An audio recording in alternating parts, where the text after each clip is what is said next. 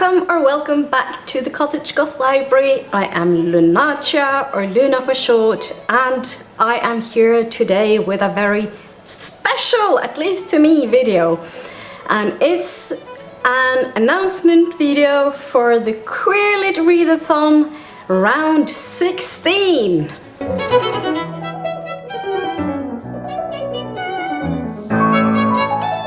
If you have followed me for a while, you will know that the Queer Lit Readathon is my absolute favorite readathon of all time. And I am honored to be a co-host for this round. I have taken part in this readathon since round 5. That was my first round when I pretty much stumbled upon it.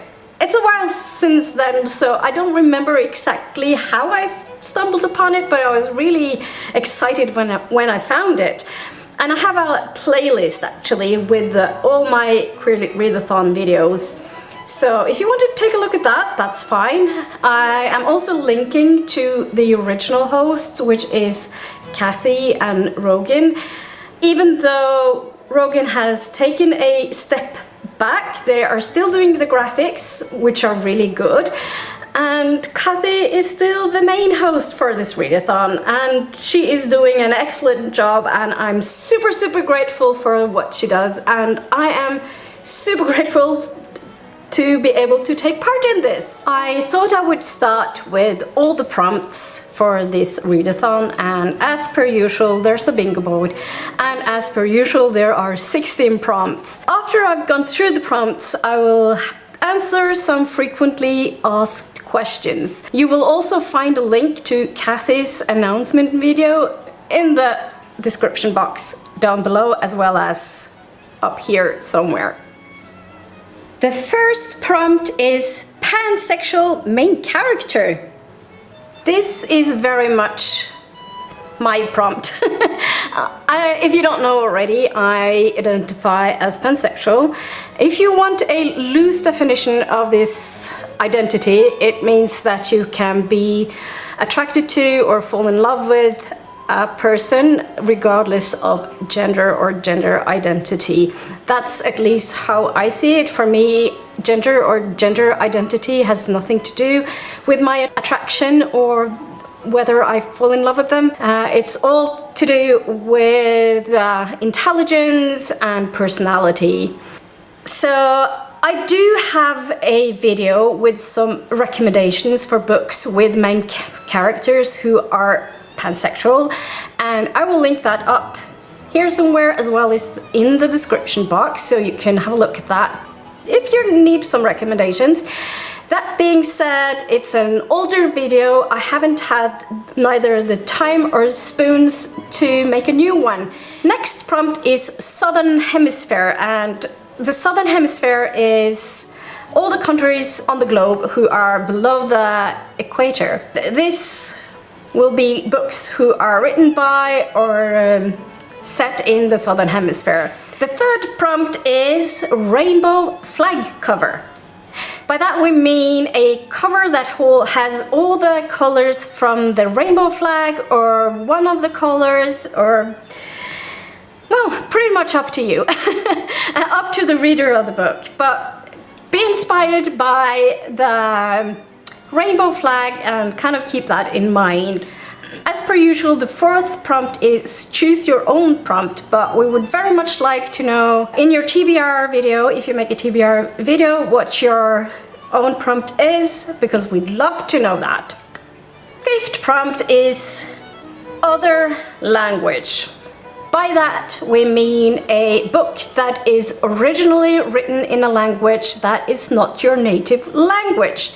It can be a translated book, or you can read the book in another language that is not your native language, it being translated from another language to English, or a translation.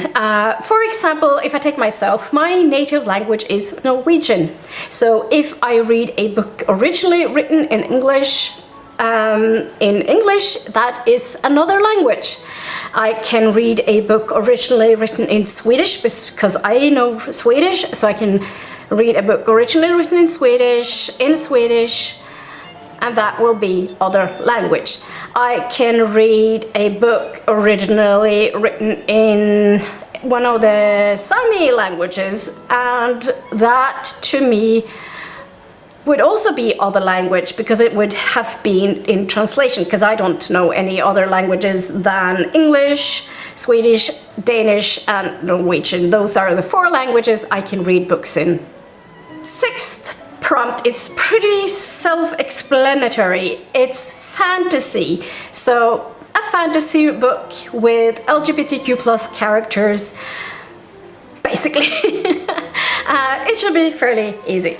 7th prompt is picture book, because there are so many great picture books out there. There are really important as well, I think, to have representation even in picture books, so that kids can see themselves or learn about diversity. That is all good things, and I know there's a lot of picture books that are under, what do you call it in English? People trying to ban them. The sentence, or like the expression for this, escapes my head right now. I have a migraine attack as I'm filming this, and language is hard. I mean, English is not my native language in the first place, and then trying to express things in English when I have a migraine attack is hard. And 8th prompt is season. You can have like season in the title, season, the book takes place in a season, or it's set around a season, so it can be like an autumn book, a Christmas book, a Diwali book, whatever. As long as season is kind of part of the book in some way or another, it's good to go.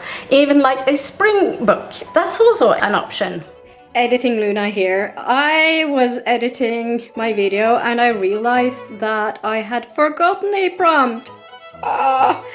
So I forgot the 9th prompt, which is debut, and that of course is a debut book, which means that it's the first book published by an author that has not written a book previously to this book.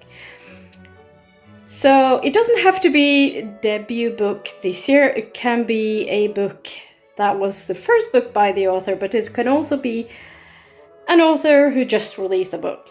It's up to you. 10th is detective, so a mystery book, a crime book. I also think it could be true crime. That would be also interesting, I think. 11th prompt is BIPOC Nonfiction. BIPOC stands for Black, Indigenous, Person of Color. So it can be written by an author who is either Black, Indigenous, or a person of color, or it can be about Black, Indigenous, and people of color.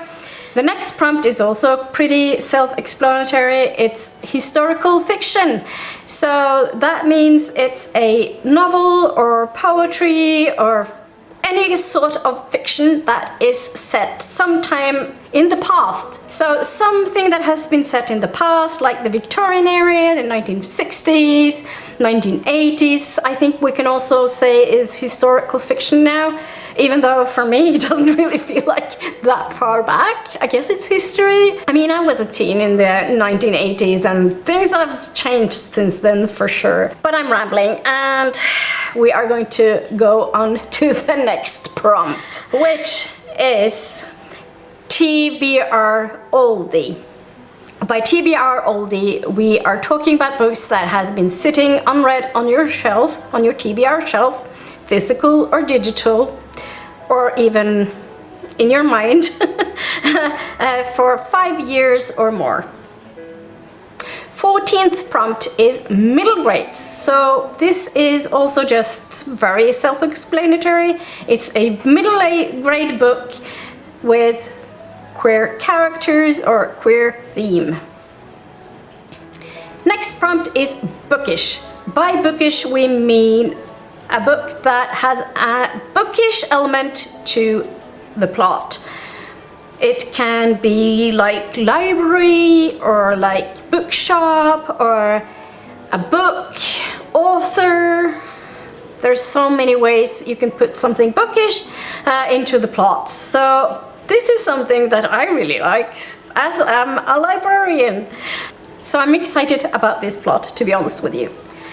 The 16th prompt is 16 letters.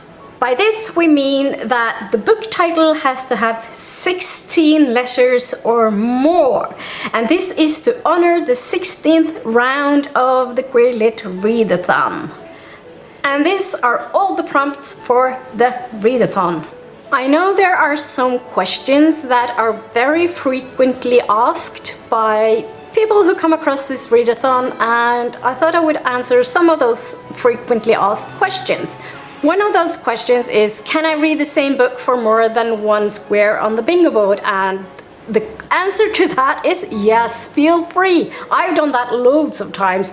I actually aim to do that because I'm not able to read 16 books in 1 week, that's for sure. Another question is, do I need to fill out the whole bingo board?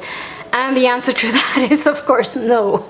You don't have to. You can pick one square at random if you like to. You can pick the corners of the bingo board. You can pick the one in the center. You can do the diagonally. You can do a line. It doesn't really matter.